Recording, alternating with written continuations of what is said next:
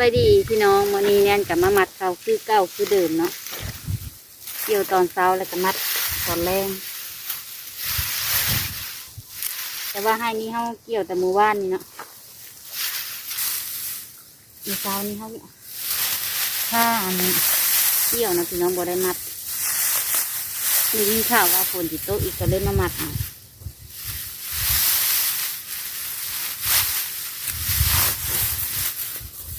ให้นี่กายังมีน้ำเป็นขี้ตุ่มอยู่เนาะไปเลยไปถอดเกลือใส่เลยเป็นขี้ตุ่มแล้วขนาด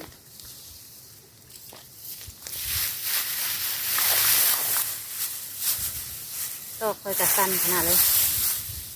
ตู้ตอกบ่หุ่มตู้ใส่กระกันตอกตัวนี้มันตอกสั้นมันได้เยอะแต่ว่ามันมัดยาก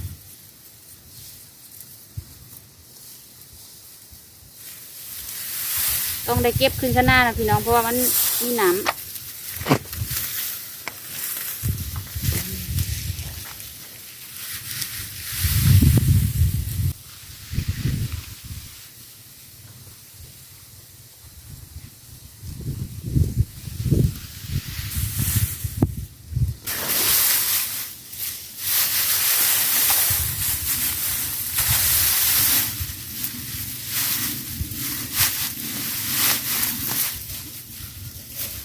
มัดรอบเดียวไปเลยนะพี่น้องรอบเดียวแล้วเลยได้เนี่ยว้าวหูกระปูกระลายขนาดเลยแดงเยอะ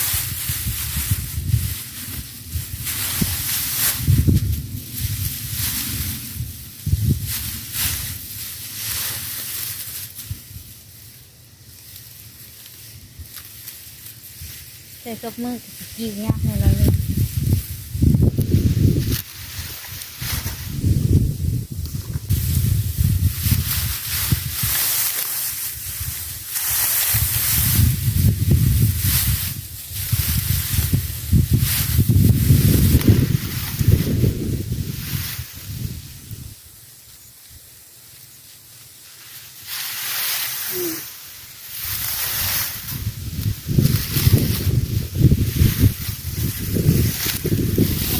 ประดับเขาก็ต้องเก็บโฮมกันกันนะพี่น้อง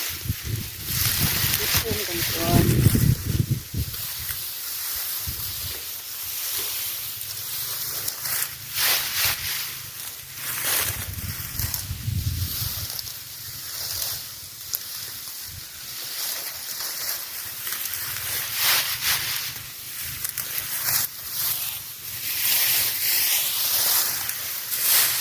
ที่หลังพุด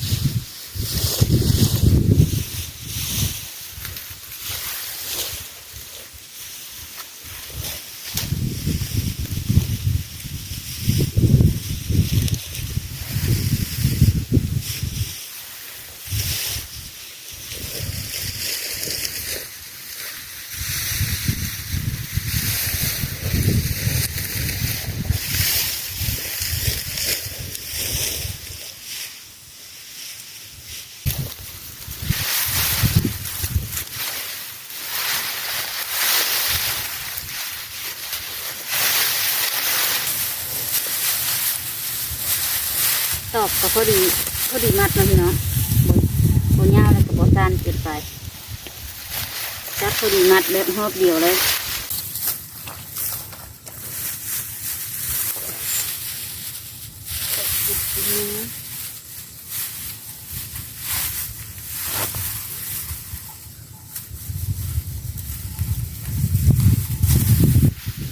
แม่อีพ่อรถลงมาบ่โอ้ขี้ตุ่มเดี๋ยวขนาดเลย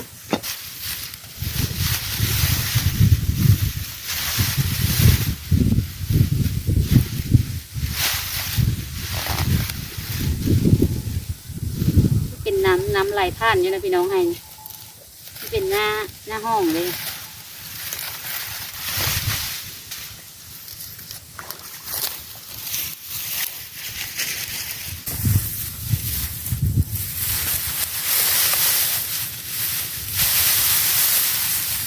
ผู้เก็บผู้มัดเรามาถึงแล้วไว้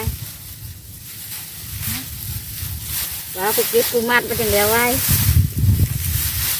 เขาเห็นเป็นมัดประดับที่เขาต้องเก็บโฮมกัน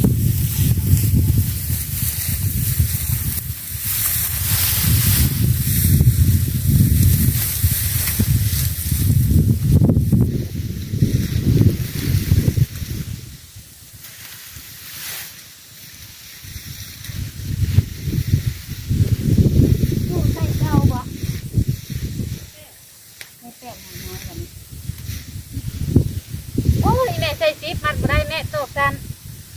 ใส่9 อันใส่9 อันโอ้ยแม่ก่อนจะพูดอยู่มัดมาได้แม่โตเจ้าชัน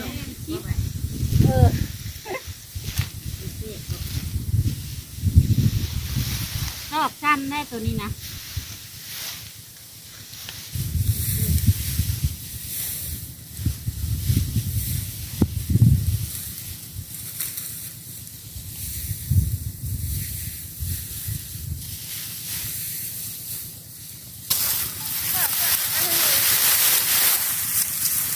เละ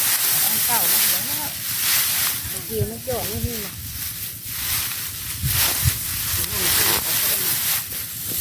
หอมดอกลูกเปล่าเลยโอ้หอมยังไง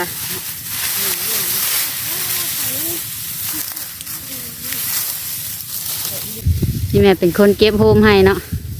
ใครก็เป็นคนมัดโอ้ให้บักใหญ่ๆหนึ่งพี่น้องเอ้ยถ้านั้นกันนะเบ้าละมัดเนาะกัดน้องตู้เพิ่นก็เก็บทั้งนี้เก็บรวมกันโอ้น้องเตยเพิ่นก็ลงมาฮ้อนแห้งขนาดพี่น้องเลยช่วงฝนสิตกเขาก็เลยพาเก็บกู้ด้วนเนาะเตย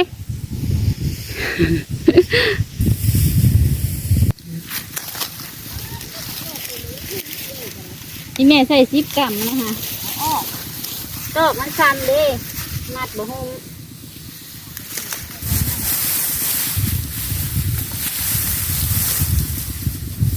ขนาดมัดทอดเดียวยังบ่ยัดให้น้องเลย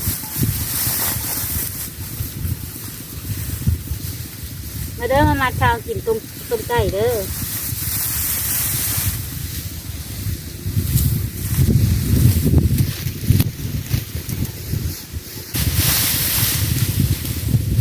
เลี้ยงรูปกันรายการมันจะมัดสบายแล้วแบบ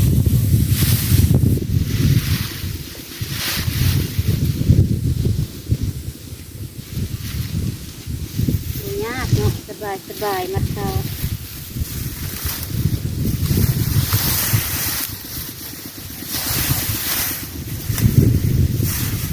หักมาแล้วก็ปวดแขนนะดึงเลยจ้ะดึงแล้วมันก็ปวดแขน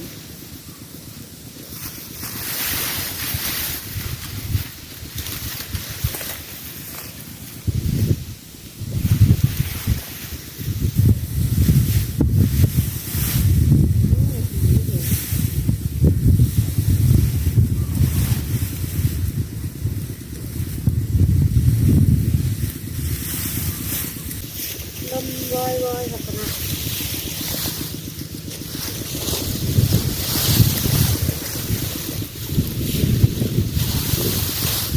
โอ้เจ้าเขาติดกันเลยบ่หุ่มเลยเลย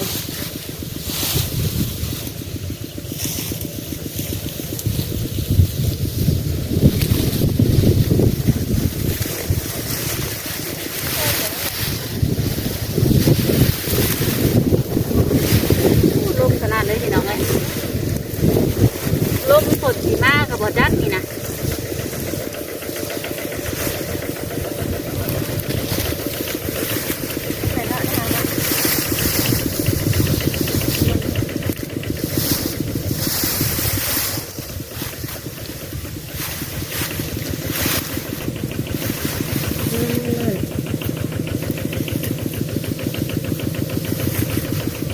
ก็ข้าวไถ่ลงมาตั้งแต่ตึ้งข้าวที่ตุ่มลงมาเลย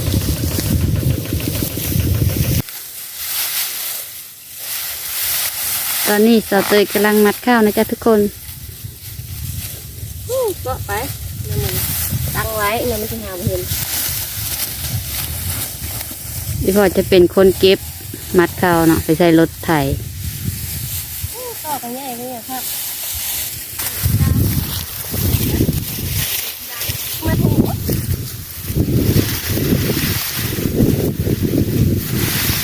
โอ้นักนอบาท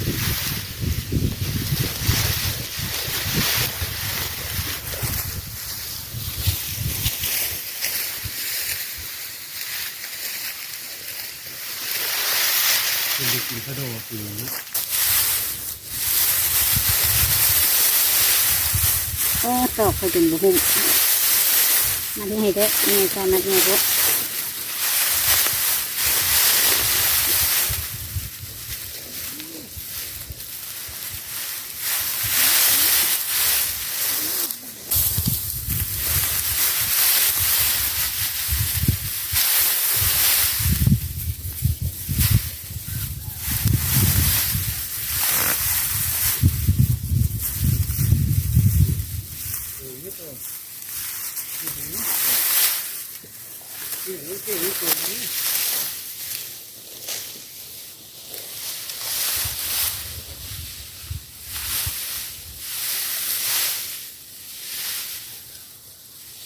บอกเนี่ยเนี่ยตัวเป็นเพื่อน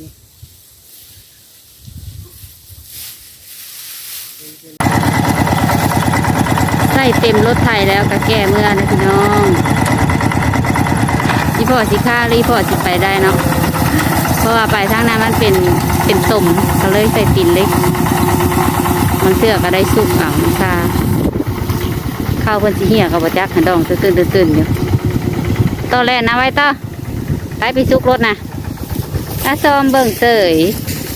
ต่อบ่สนจุยนั่นเหี่ยเบิดเพราะมันเหี่ยว่าแล้วมันต้องเหี่ย ใส่หลายโพด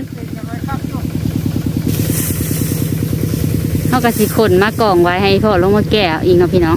ขนกล่องไว้อยู่ข้างหน้าจังเอาสบายต่อไปไปขนข้าวเด้อ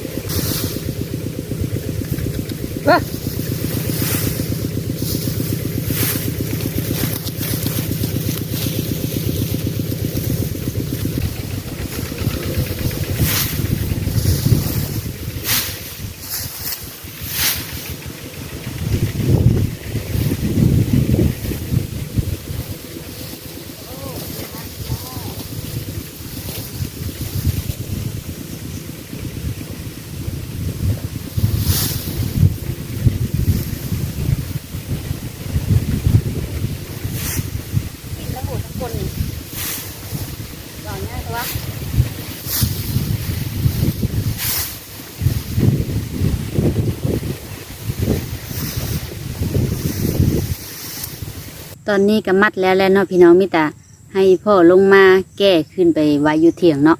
ตอนนี้แน่นกะสิไปเกี่ยวข้าวต่อเนาะเพราะว่ามันก็ยังเว้นอยู่สำหรับคลิปนี้ก็ขอจบไปเพียงเท่านี้เด้อพี่น้องจังใดก็ฝากกดไลค์กดติดตามเนาะเพื่อนกำลังใจให้แน่ในการเฮ็ดคลิปต่อไปในเด้อสำหรับคลิปนี้บ๊ายบายสวัสดีเด้อพอกันคลิปหน้าเด้อจ้าจังใดก็เป็นกำลังใจให้กันในเด้อ